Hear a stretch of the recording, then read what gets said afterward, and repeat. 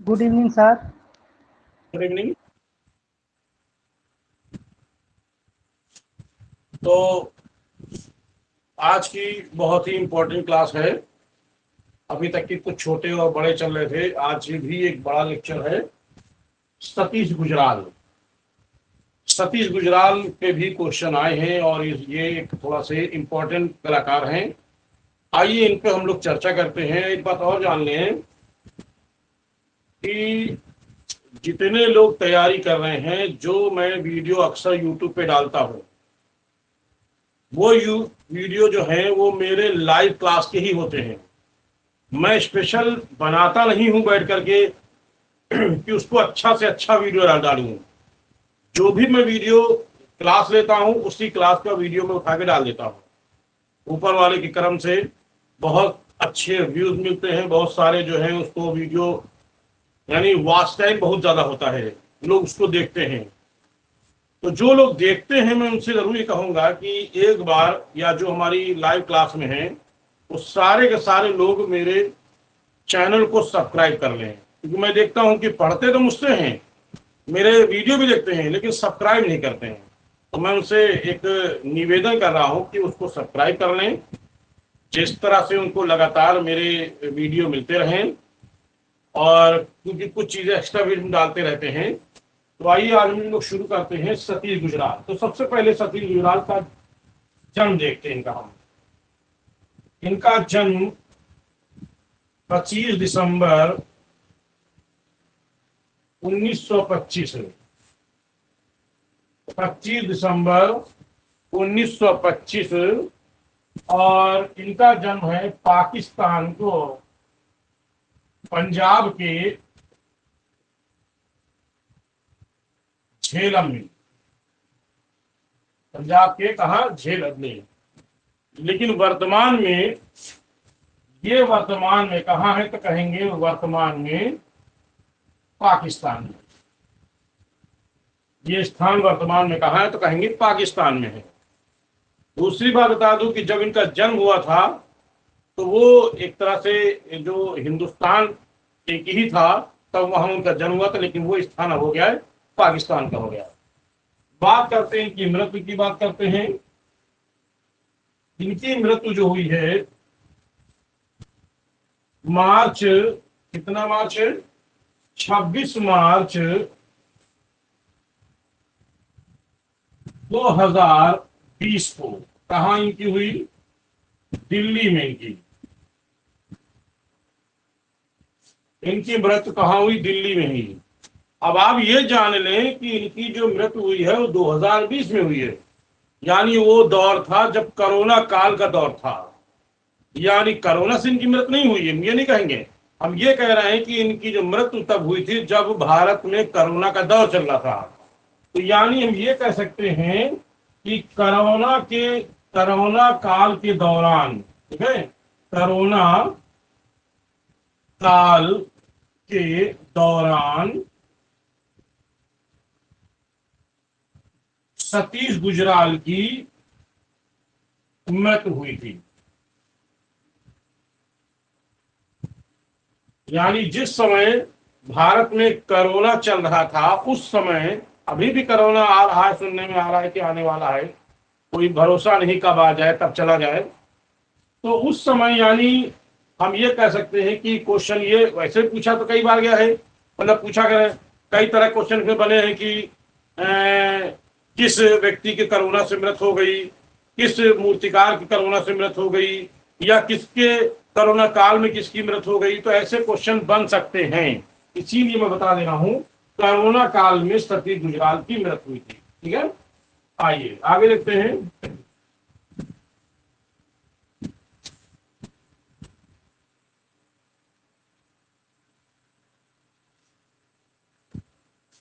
सतीश गुजराल एक नौ तांत्रिक कलाकार है। क्या है ये, नौ तांत्रिक कलाकार है।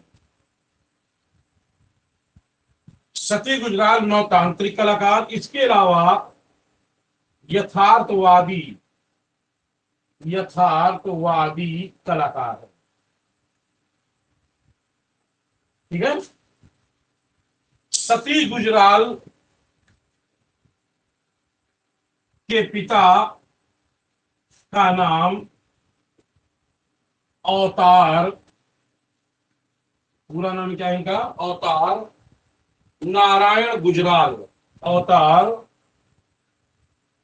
नारायण गुजराल, ये इनके पिता का नाम है।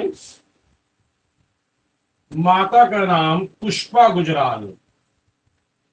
पुष्पा गुजराल।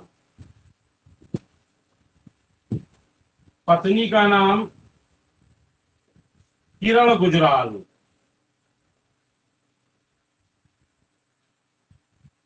पुत्र का नाम मोहित गुजराल।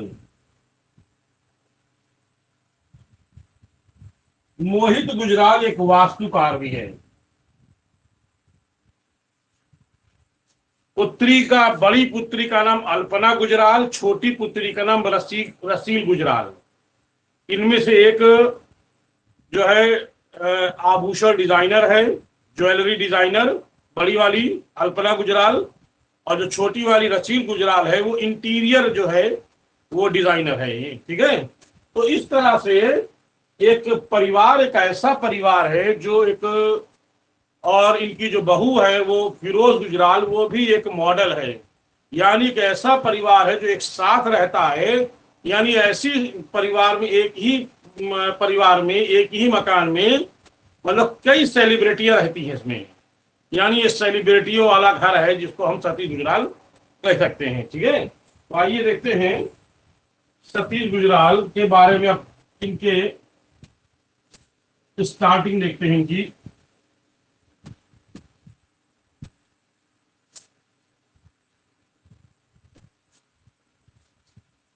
आठ वर्ष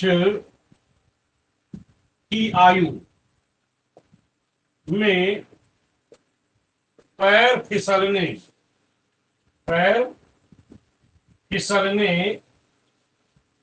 के कारण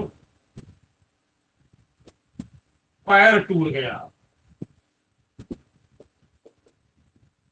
तथा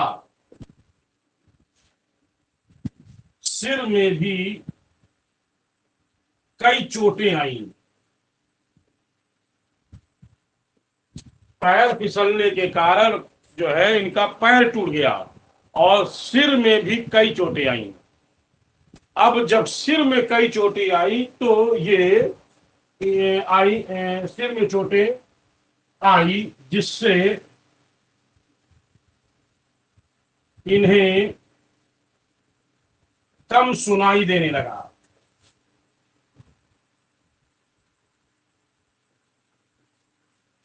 दस वर्ष की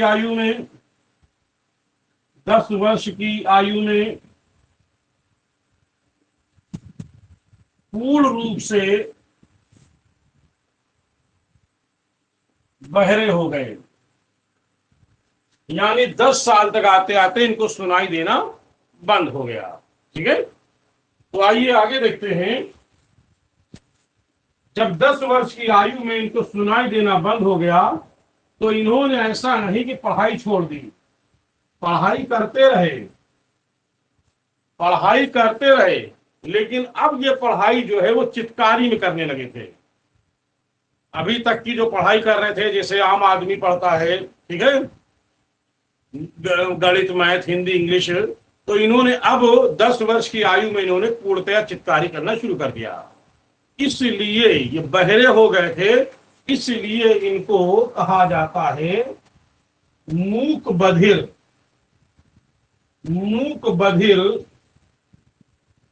कलाकार।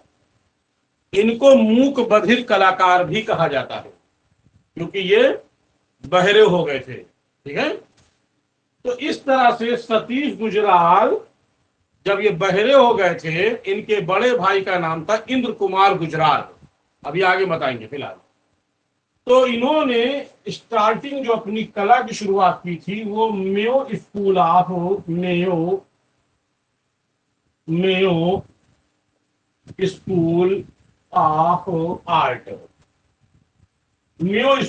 आर्ट लाहौर,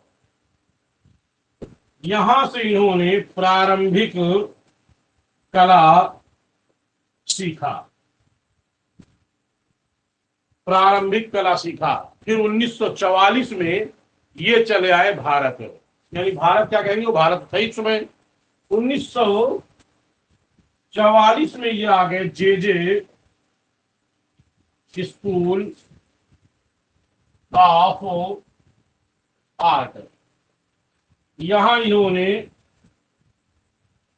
दाखिला लिया और कला में इन्होंने डिप्लोमा प्राप्त किया। ठीक है, यानी यहां पे आकर के इन्होंने कला में जे स्कूल ऑफ आर्ट में इन्होंने डिप्लोमा प्राप्त किया और इस तरह से ये एक अच्छे कलाकार के रूप में जाने गए। ठीक है, आइए आगे जाएंगे।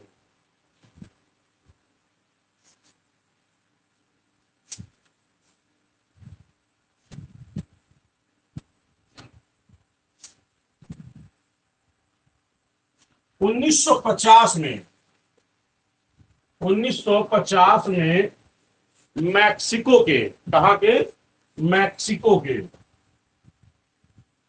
मैक्सिको मैक्सिको के राजदूत, क्या नाम था उनका, मैक्सिको के कवि ऑक्टेवियो पाज, ऑक्टेवियो पाज ऑक्टेवियो पाज ने इनके चित्रों को देखा। 1950 में जब ऑक्टेवियो पाज ने इनके चित्रों को देखा तो बहुत प्रभावित हुए, लेकिन देख करके वो यहां से मैक्सिको चले गए वापस। जब मैक्सिको चले गए तो इन्होंने वहां जाकर के गुजरात के लिए वार्तालाप की और वहां की सरकार से इन्होंने 1954 में मैक्सिको से छात्रवृत्ति दिलाई, जिससे 2 वर्ष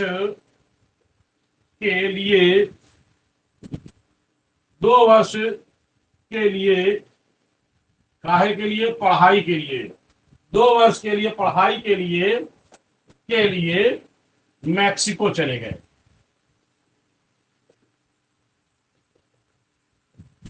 यानी मैक्सिको से छात्रवृत्ति दिलाई, जिससे 2 वर्ष के लिए वो चले गए मैक्सिको और मैक्सिको में वो पढ़ाई करने लगे। और इस तरह से वो एक अच्छे कलाकार के रूप में वहां से निकले। जब ये वापस आए तो वो समय था 1959। अच्छा, पहले तो ईजान ने मैक्सिको में इन्होंने पूरा नाम है डियोगे रिबेरा, चित्रकार, मैक्सिको के चित्रकार डियोगे रिबेरा से इन्होंने कला सीखा। डियोगे रिबेरा से इन्होंने कला सीखा और कला सीख करके 1959 में भारत आए। ठीक है,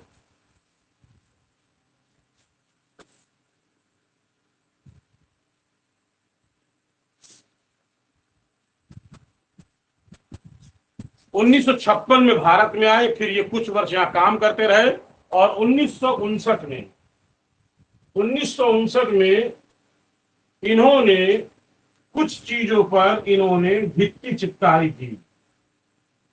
क्योंकि ये एक चित्रकार भी थे, वास्तुकार भी थे, डिजाइनर भी थे, लेकिन मुख्य रूप से एक भित्ति चित्रकार थे। तो हम इनको कहेंगे कि 1959 में भित्ति चित्रकारी की। कहां की इन्होंने भारतीय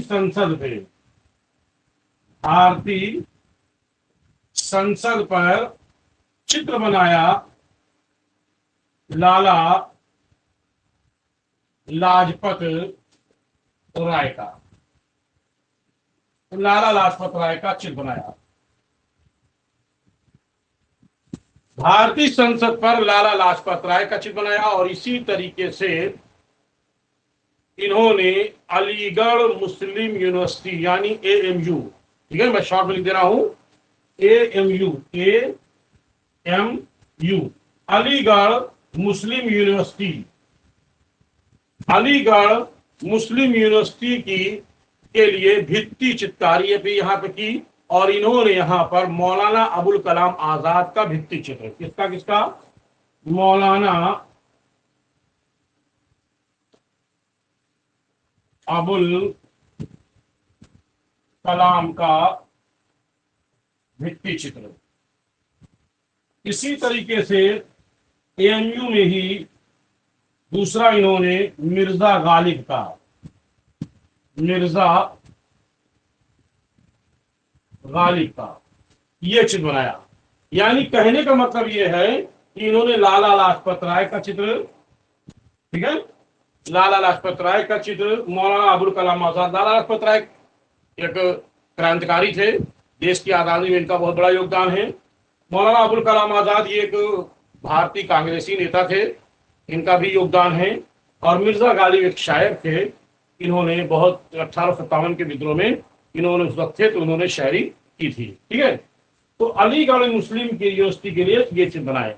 इसके अतिरिक्त इन्होंने कुछ चित्र चंडीगढ़ विधानसभा के लिए भी, यानी उस विधानसभा में भी उन्होंने चित्र बनाए थे। इसके लिए, इसके हम कह सकते हैं, इसके अलावा इसके लिए चंडीगढ़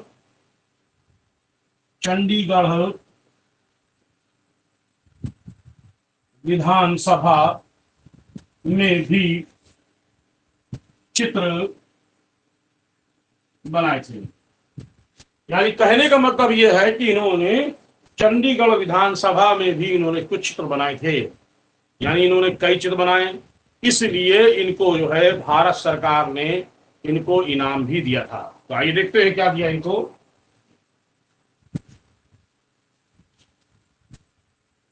भारत के राष्ट्रपति ने इनको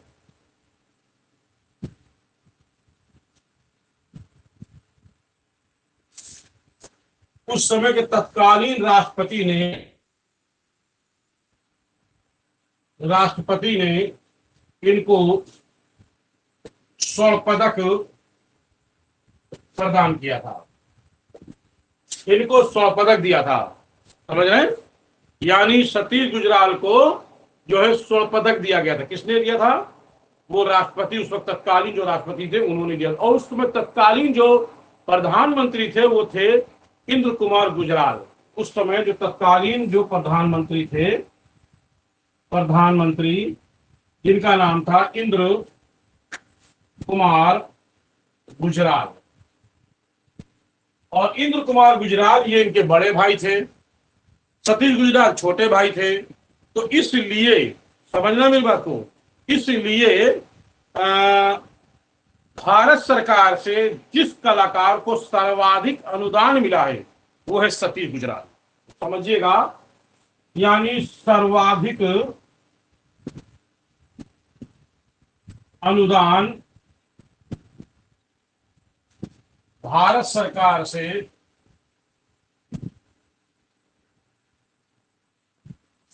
सर्वाधिक अनुदान भारत सरकार से जिसको मिला था उसका नाम था सतीश गुजराल। याद रखिएगा, सतीश गुजराल।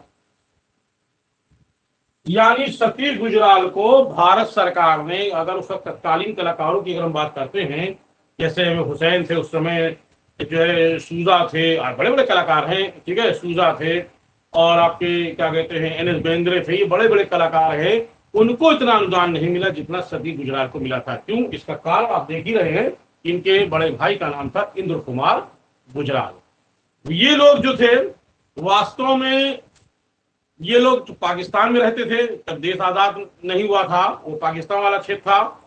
लेकिन जब देश आजाद हुआ है तो आजाद होने में बंटवारा हुआ, तो बंटवारे में इनका पूरा परिवार दिल्ली में आकर बस गया था। अभी दिल्ली में आके कहाँ बसे थे अभी हम आपको आगे बताते हैं। फिलहाल तो मैंने कहा कि इनको ये सबसे ज्यादा इनको अनुदान मिला। जब अनुदान मिला तो इन्होंने बहुत सारी चित्रकारी भी की। तो इन्होंने कुछ चित्र बनाए, जैसे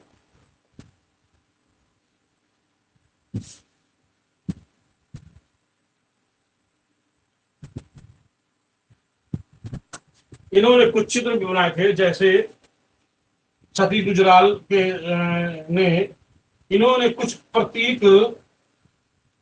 चिन्ह वाले प्रतीक चिन्ह वाले चित्र बनाए थे। इन्होंने कुछ प्रतीक चिन्ह वाले चित्र बनाए थे। कौन से प्रतीक चिन्ह वाले चित्र? जैसे जैसे प्रतीक चिन्ह वाले कांटे। कौन सा है? कांटे, झोपड़ी, भवन, ठीक है, भवन, बुझे हुए ज्वालामुखी, बुझे हुए ज्वालामुखी,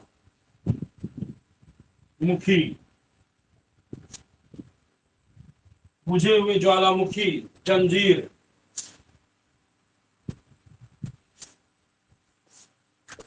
जंजीर, सर्प, टूटे हुए स्तंभ, टूटे हुए स्तंभ। ये सारे चित्र इन्होंने जो बनाए हैं वो प्रतीक चिन्ह वाले चित्र बनाए हैं। सतीश गुजराल ने प्रतीक चिन्ह वाले। इसके अलावा इन्होंने यथार्थवादी भी चित्र बनाया, इनको भी देख लेते हैं। ठीक है, सतीश गुजराल ने यथार्थवादी वाले भी चित्र बनाए हैं।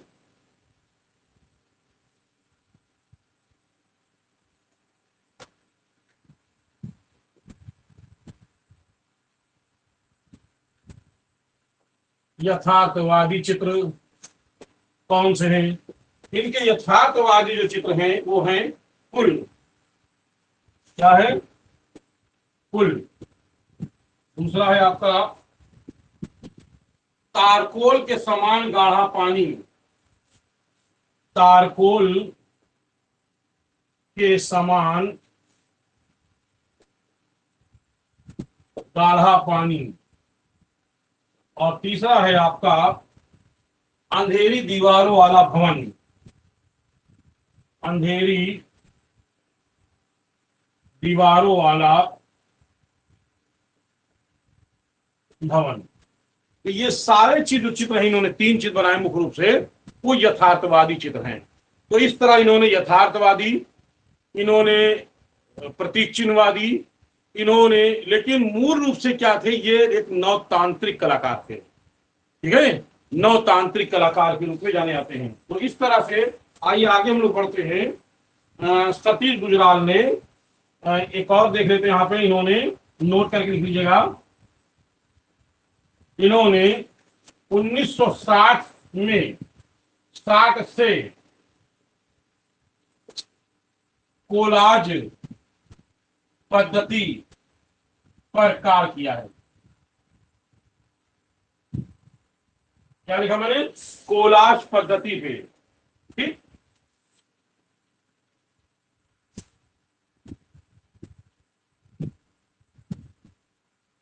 बहुत सारे नए लोग होंगे इसमें मेरे जुड़ गए हैं, नए छात्र जुड़े हैं जिनके बारे में पूरी जानकारी नहीं है। मैं बता देता हूं कोलाज क्या होता है। कोलाज जो होता है वो भिन्न भिन्न कतरनों को, ध्यान देना, भिन्न भिन्न भिन्न भिन्न भिन्न कागज की कतरनों को काट कर, ठीक है, भिन्न भिन्न कागज की कतरनों को काट कर वह चिपका कर चित्र तैयार करना ही कोलाज कहलाता है। ठीक, कहलाता है। क्या है? और इसका जन्म जो हुआ है वो विदेश में हुआ है, यानी इसके जन्मदाता है जॉर्ज ब्राक। ठीक है, इसके जन्मदाता कौन है? George Barack. इसके जन्मदाता हैं जॉर्ज ब्राक। ठीक, इसी तरीके से एक होता है छिन्न चित्र, मैं लिखूंगा नहीं, खाली बोलूंगा।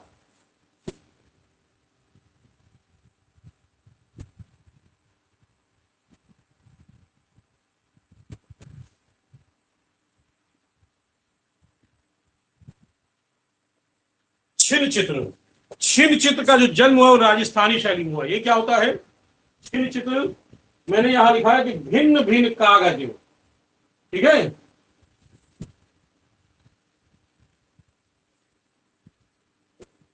कागज के भिन्न भिन्न, अब उल्टा है, ऐसे उल्टा हो जाएगा, कागज के भिन्न भिन्न कतरन, यानी अलग अलग प्रकार की कतरन। जैसे मान लो एग्जाम्पल कह रहे हैं, जैसे थोड़ी समझा देते आपको हम। जैसे मान लीजिए हमने एक कतर इस तरह से काटी, एक तरह इस तरह काटी, एक इस तरह काटी, एक इस तरह काटी, और कोई जो है हमने क्या कहते हैं, कोई हमने इस तरह से काट ली, इस तरह करें, कोई हमने जो है इस तरह से काट ली, यानी अलग अलग डिजाइन में आकृति काट ली जाए अलग अलग, और उसको चिपका करके जो चित्र बनाएंगे उसको कोलाज कहेंगे। लेकिन इसमें क्या है, एक ही प्रकार की कागज किया, एक ही प्रकार की कतरन। जैसे जैसे हमने लिया, अगर हमने ये लिया तो सारे हमें इसी तरह काटने होंगे, सारे इसी तरह। अगर हमने ये लिया तो हमें इसी तरह ही काटने होंगे, यानी कोई एक डिजाइन लेंगे और उसी डिजाइनों को चिपका करके चित्र बना देंगे। आजकल बच्चे जो हैं, अक्सर मैं वीडियो देखता रहता हूँ, बच्चे मॉन्स्टर करके कुछ बनाते रहते हैं अपने हाथ से। तो मैंने भी यही देखता हूँ, वो एक एक पॉइंट उठाते रहते हैं, जोड़ते जाते हैं और एक आकृति बना देते हैं। तो वो क्या है, कोलाज कहने, या एक ही तरह लेते हैं तो उसको छिन्न चित्र कहते हैं। तो इस तरह समझ में आ गया होगा कि छिन्न का जन्म कहाँ हुआ, राजस्थान में, और कोलाज का जन्म जो हुआ वो पाश्चात्य कला में, विदेश में हुआ है। ठीक,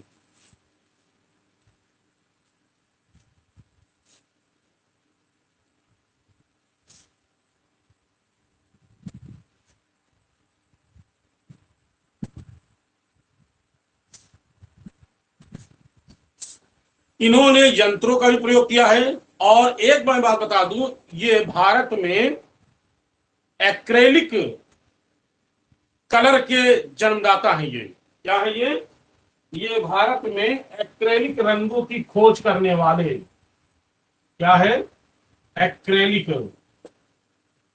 एक्रेलिक रंगों की इन्होंने क्या की है, खोज की है। एक्रेलिक रंग वो होता है जो वर्तमान में हम लोग प्रयोग करते हैं, ट्यूब वाले, वो रंग जो पानी से मिलाकर बनते हैं। यानी पानी, समझने में देखो, पहले पानी मिलाते हैं, पानी से मिल करके वो एक्रेलिक रंग काम कर जाता है। यही रंग जब सूख जाता है तो पानी के लिए अवरोधक बन जाता है, यानी पानी उस पर असर नहीं करता है। तो ये कहलाता है एक्रेलिक रंग। तो एक्रेलिक रंग के खोजकर्ता कौन है, खोजकर्ता सतीश गुजराल, सतीश गुजराल, एक्रेलिक रंग के खोजकर्ता सतीश गुजराल माने जाते हैं। और आज हम लोग वर्तमान में जितने बच्चे हैं, जो आप जैसे लोग जो काम करते हैं, वो ज्यादातर एक्रेलिक रंग का ही प्रयोग करते हैं। ठीक है, आगे देखते हैं। इनके चित्रों की पहली प्रदर्शनी, ध्यान देना, सतीश गुजराल के। अच्छा, एक बात और बता दें, प्रदर्शनी से पहले सतीश गुजराल एक काम और करते थे, जली हुई लकड़ी का भी प्रयोग करते थे। क्या करते थे, जली हुई लकड़ी, लकड़ी का प्रयोग करते थे। ठीक है, वैसे जली हुई लकड़ी में माहिर थे वो जयराम पटेल। जली हुई लकड़ी में सबसे माहिर मास्टर वही है, अगर आता है तो कहते हैं जयराम पटेल, ये सबसे ज्यादा लकड़ी। या जली हुई लकड़ी का हम देखते हैं नागौर शैली में, राजस्थान में जाएंगे तो नागौर शैली में भी जली लकड़ी का काम हुआ है। यहां पर भी जली हुई लकड़ी का काम इन्होंने किया। कैसे करते हैं, पहले क्या करते हैं, पहले इस तरह से, इस तरह से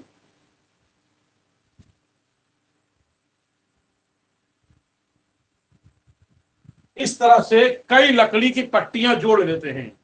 यानी क्या करते हैं, इस तरह से कई लकड़ियों की पट्टियां जोड़ लेते हैं।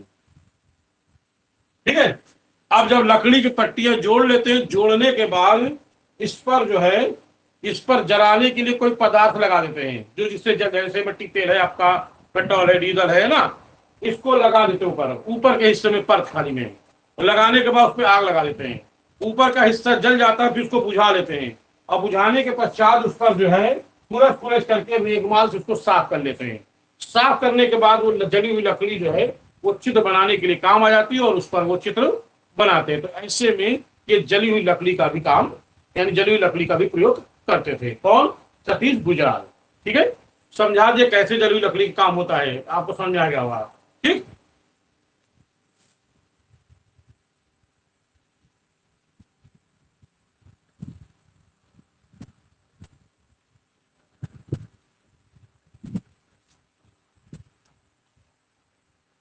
कागज के जो कतरन काटेंगे तो छोटे तो ही होंगे। कौन ने कहा है? चंद्रकला।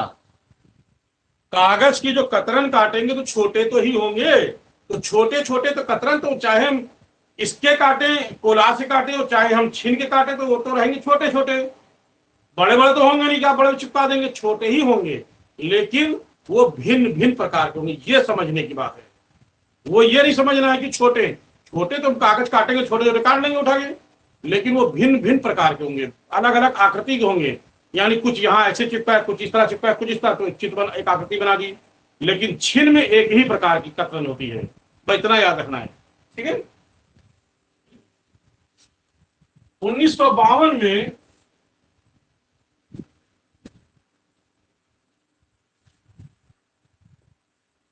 1952 में इनकी पहली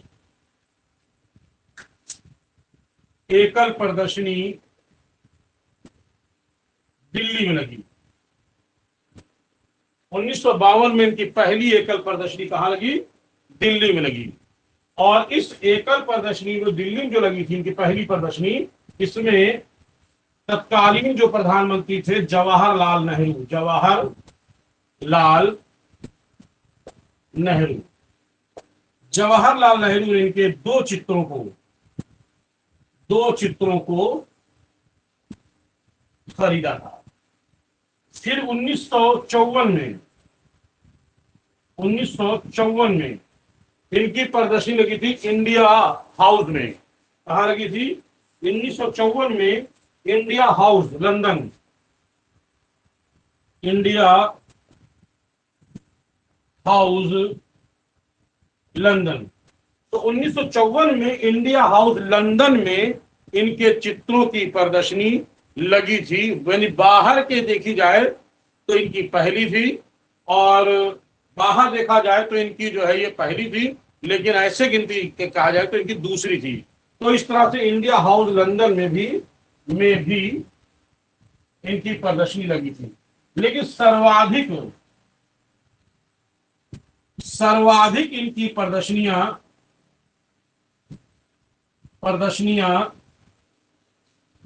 ठीक है, इनकी सर्वाधिक प्रदर्शनियां अमेरिका में लगी थी। कितनी लगी थी? 10 बार। कितनी बार?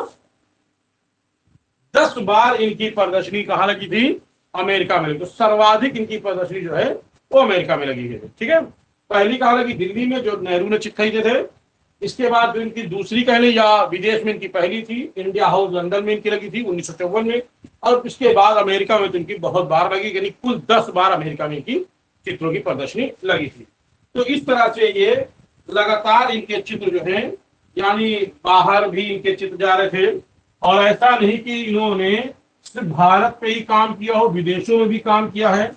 बहुत सारे भवनों पर भी इन्होंने चित्रकारी की है। आइए कुछ भवन देख लें जहां इन्होंने भित्ति चित्रकारी की है। आइए देखते कहां कहां है। जैसे बेल्जियम दूतावास भवन, इन्होंने भित्ति चित्रकारी। बेल्जियम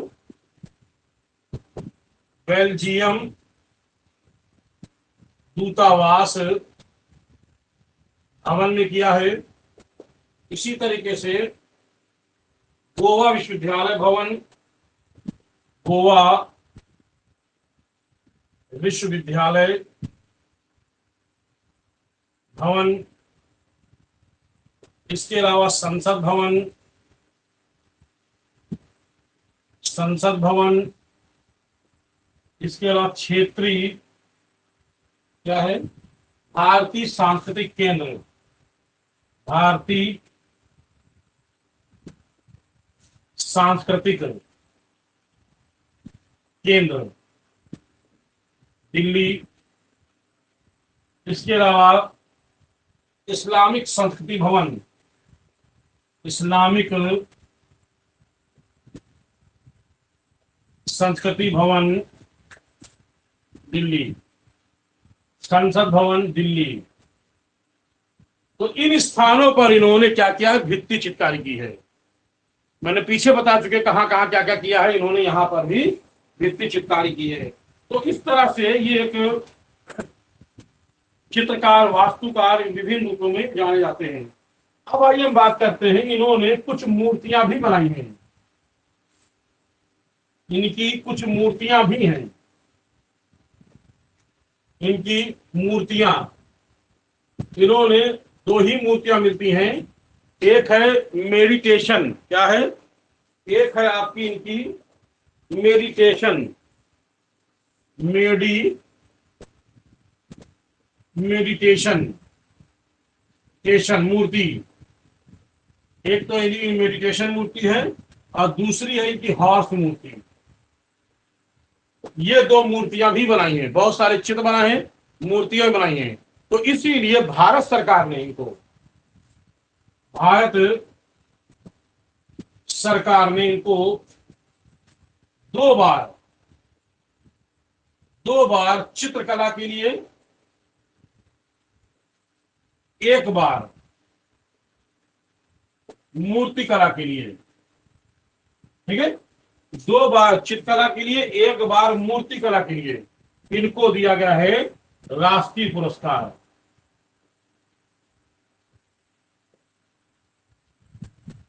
इनको दो बार चित्रकला के लिए, एक बार मूर्ति कला के लिए इनको राष्ट्रीय पुरस्कार, यानी कुल 3 बार इनको राष्ट्रीय पुरस्कार मिला है। और 1999 में इनको पद्म विभूषण मिला है, ठीक है,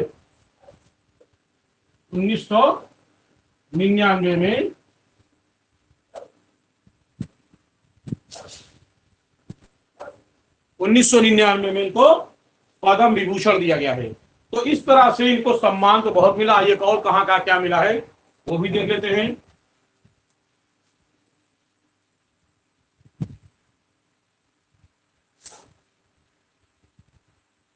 इसके अलावा इनको मैक्सिको का,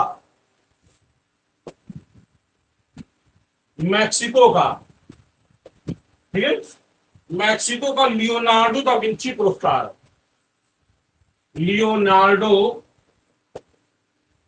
दा विंची,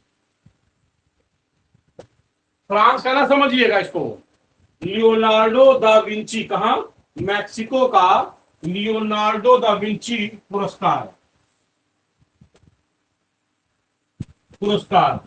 कहां मिला इनको, दिल्ली मिला। कहां मिला, हाँ बिल्कुल सही, दिल्ली परिषद द्वारा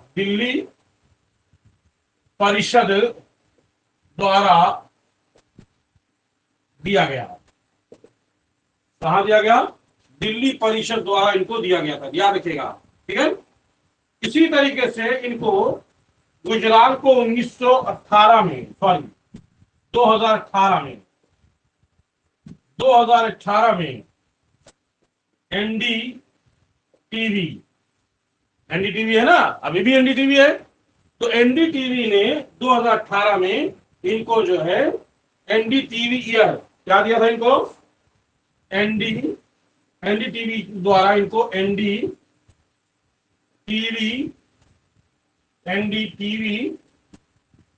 ईयर पुरस्कार मिला था। 2018 में एनडीटीवी ने एनडीटीवी ईयर पुरस्कार इनको दिया था, सतीश गुजराल को। तो ऐसे में इनको सम्मान तो बहुत मिला है, मैक्सिको मिला है और बहुत सारे स्थानों मिला है, जो मैंने आपको कुछ बताए हैं। आइए आगे देखते हैं। इन्होंने बहुत सारा काम कर लिया है, तब इनके जीवन पर आधारित फिल्म बनाई गई। इनके जीवन पर आधारित, किसके, सती गुजराल के जीवन पर आधारित, जीवन पर आधारित फिल्म बनी, फिल्म बनी 24 मिनट की। कितने, 24 मिनट की। फिल्म का नाम है ए ब्रश विद लाइफ। क्या नाम है, ए ब्रश विद लाइफ। ठीक है, ए ब्रश विद लाइफ। ठीक है, a brush with life, a brush with life. ये इनके जीवन पर फिल्म बनी और ये फिल्म 2012 में, फरवरी 2012 में रिलीज हुई। ठीक है, फरवरी 2012 में ये फिल्म रिलीज हुई। क्लियर हो गया। तो अब आइए हम बात करते हैं सतीश गुजराल ये कहाँ रहते थे। मैंने इनका बताया कि इनका परिवार पूरा बता ही दिया मैंने। इनके परिवार में बड़े भाई जो थे वो एक इंद्र कुमार गुजराल, वो एक क्या कहते हैं प्रधानमंत्री रहे, खुद एक वास्तुकार चित्रकार थे। इनका पुत्र जो मोहित गुजराल था वो भी एक वास्तुकार था। इनकी पुत्रियां दो, एक अल्पना गुजराल, एक रसील गुजराल। बड़ी वाली लड़की जो है अल्पना, वो एक क्या कहते हैं आभूषण डिजाइनर यानी ज्वेलरी डिजाइनर थी। इसी तरीके से उनकी छोटी बेटी रसील गुजराल वो एक इंटीरियर डिजाइनर थी।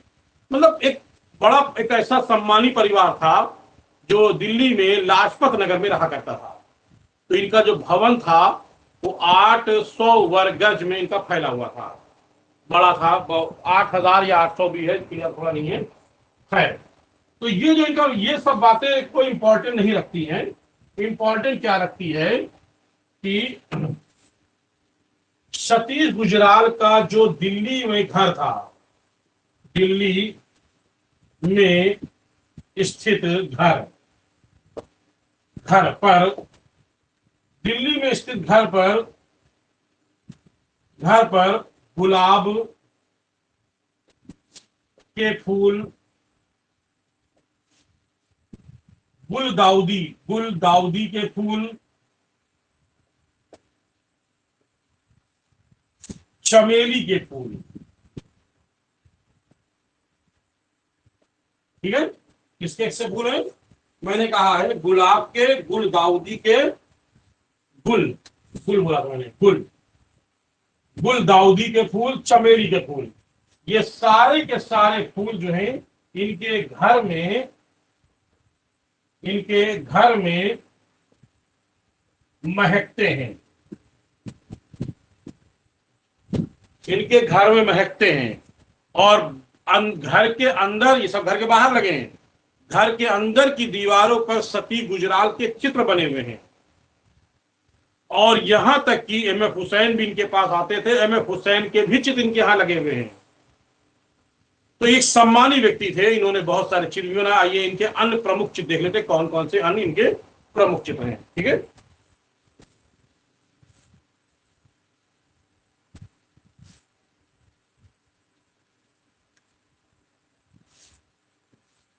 इनके अन्य प्रमुख चित्र हैं, आइए देख लेते कौन कौन से इनके प्रमुख हैं अन्य प्रमुख चित्र। अन्य प्रमुख चित्र, मोहनजोदड़ो व संस्कृति, जश्न आजादी,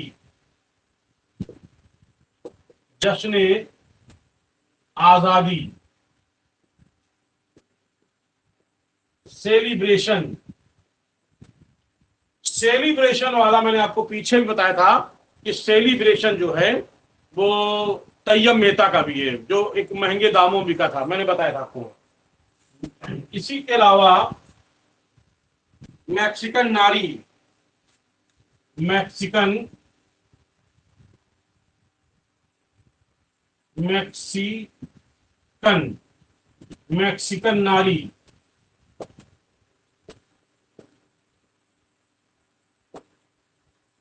काला चांद, मैं पीछे बता चुका हूं, लेकिन नीला चांद भी मैंने आप लोग को बताया था। तो काला चांद, काला चांद के अतिरिक्त मशीन,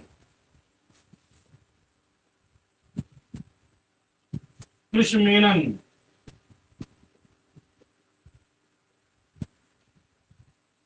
कृष्ण मेनन, और है अंत का आरंभ, अंत का आरंभ,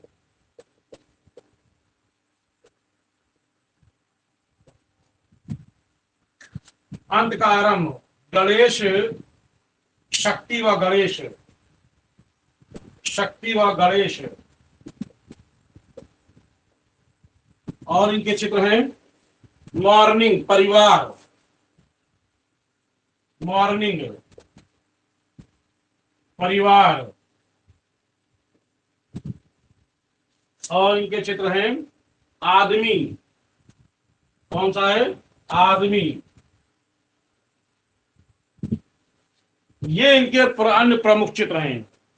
कौन कौन से हैं, मोहनजोदड़ो व संस्कृति, इंपॉर्टेंट है ये, इंपॉर्टेंट, जश्न आजादी इंपॉर्टेंट, ठीक है, काला चांद वेरी मोस्ट इंपॉर्टेंट है, ठीक है, और आदमी इंपॉर्टेंट।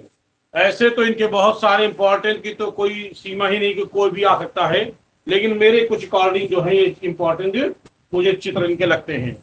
तो एक बार फिर तो थोड़ा मोटा मोटा जान लें कि सतीश गुजराल एक मूक बधिर चित्रकार थे। सतीश गुजराल एक नवतांत्रिक कलाकार थे। सतीश गुजराल ने एक्रेलिक रंग की खोज की। सतीश गुजराल ने कोलाज पर 1960 में कोलाज पे काम किया। सतीश गुजराल मुख्य रूप से वास्तुकार थे, वास्तुकार और भित्ति चित्रकार थे। इन्होंने लाला लाजपत राय का भित्ति चित्र, इन्होंने जो लाला लाजपत राय का संसद भवन बनाया था, इन्होंने अलीगढ़ मुस्लिम यूनिवर्सिटी में मिर्जा गालिब का और अबुल कलाम आजाद का चित्र बनाया था। इसके अलावा उन्होंने चंडीगढ़ विधानसभा के भी इन्होंने बहुत सारे चित्र बनाए हैं। दूतावास, बेल्जियम के दूतावास में बनाए हैं, गोवा के लिए बनाए हैं, बहुत सारे इन्होंने जो है भवन के लिए इन्होंने दीवारों पर चित्र बनाए हैं। इनको सम्मान बहुत अच्छा दिया गया है। इनको सम्मान तो लियोनार्डो दा विंची का मैक्सिको का था, वो इनको सम्मान दिया गया है। इसके अलावा इनको पद्म विभूषण दिया गया। इसके अलावा इनको 3 बार राष्ट्रीय सम्मान से इनको नवाजा गया है, इनको दिया गया है। और साथ ही साथ इनको जो है एनडीटीवी ने ईयर पुरस्कार दिया था। एक इनको उपाधि दी गई थी, शायद मुझे याद आ रही है, मैं मिस कर दिया हूं शायद, हाँ, ऑर्डर ऑफ क्राउन, ठीक है, एक उपाधि छूट गई है, वो अभी याद आ गया मुझे।